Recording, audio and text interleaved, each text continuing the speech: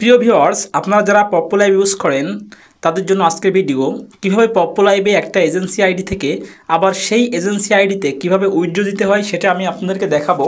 তো দেখেন, আপনার আইডির যে পয়েন্টটা সেটা এই ডান পাশে দেখা থাকবে পয়েন্ট। আপনার প্রথমে এই পয়েন্টের উপর একটা চাপ দিতে হবে। চাপ দেওয়ার পরে নিচে এখানে উইথড্র লেখা থাকবে, উইথড্র নাও। এই উইথড্র নাওতে একটা চাপ দিতে হবে। তারপরে এই যে অপশনটা দেখেন, এখানে উইথড্র মেথড লেখা থাকবে।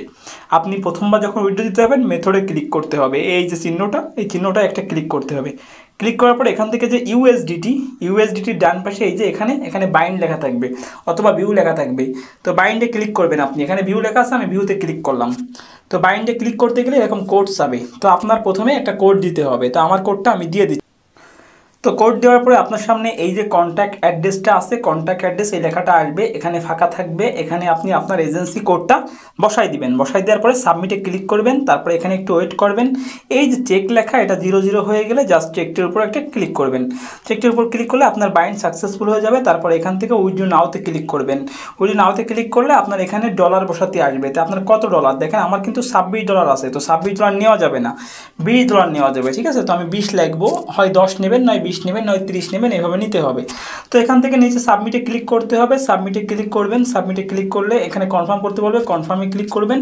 তারপরে এখানে এক্সচেঞ্জ কয়েন আসবে, এক্সচেঞ্জ কয়েন একটা ক্লিক করতে হবে। ঠিক আছে, এক্সচেঞ্জ কয়েনে ক্লিক করলে আপনার কোডটা আবার দিতে বলবে, আপনি আবারও কোডটা দিবেন।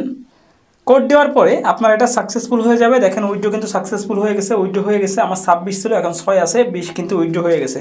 আমি ব্যাকে আসতেছি আইডিতে, দেখেন এখানে 2,60,000 ছিল, এখন মুহূর্তে 60,000 আছে। ঠিক আছে, 2 লাখ কেটে নিয়ে গেছে। এভাবে মূলত উইথড্র দিতে হয় এজেন্সি আইডি থেকে এবং এজেন্সিতে।